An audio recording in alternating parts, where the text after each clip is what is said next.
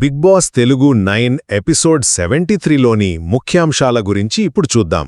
So ఈ episode మొత్తం ఆ ఎమోషనల్ ఫ్యామిలీ వీక్ గురించేనండి. అంటే కంటెస్టెంట్ల ఫ్యామిలీ మెంబర్స్ వచ్చారు, కాని వాళ్ళు జస్ట్ ప్రేమ పంచడానికే రాలేదు.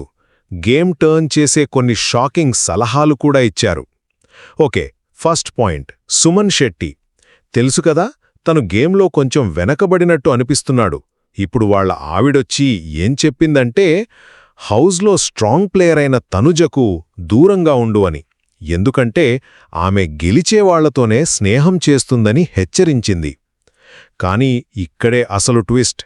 ఈ సలహా సుమన్ ఆటకే దెబ్బ కొట్టొచ్చు. నామినేషన్ల నుంచి సేఫ్ అవ్వాలంటే అతనికి తనుజ లాంటి స్ట్రాంగ్ ప్లేయర్ సపోర్ట్ చాలా అవసరమిప్పుడు. ఇక రెండవ విషయం, అదే స్ట్రాంగ్ ప్లేయర్ తనుజ.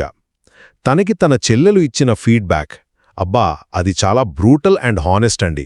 చాలా స్ట్రెయిట్గా చెప్పేసింది, ఏడుపు చిరాకు ఆపేయ్, బయట నీ గురించి ఇదే నెగటివ్గా వెళ్తోంది అని. వినటానికి కఠినంగా ఉన్నా ఇది తన గేమ్ను సరిదిద్దుకోటానికి తనుజకు దొరికిన ఒక గోల్డెన్ హింట్. ఇక ఫైనల్గా కళ్యాణ్. ఇతను టైటిల్ ఫేవరెట్ కదా, తను చేసిన ఒక పనికి అందరూ ఫిదా అయిపోయారు. అతను తన ఫ్యామిలీతో మాట్లాడే టైంని తనుజకిచ్చేశాడు, పెళ్లికూతురైన తన చెల్లెన్ని చూడటానికి అన్నమాట. ఇది కేవలం మంచి మనసు చూపించడమే కాదు, ట్రోఫీ కన్నా సంబంధాలకే విలువిస్తానని తెలివిగా చూపించి తన ఇమేజ్ను మరింత పెంచుకున్నాడు. సో ఓవరాల్గా చూస్తే ఈ ఫ్యామిలీ వీక్ ఒకరి ఆటను దెబ్బతీసేలా ఉంటే మరొకరికి గెలుపుకు దారి చూపించింది.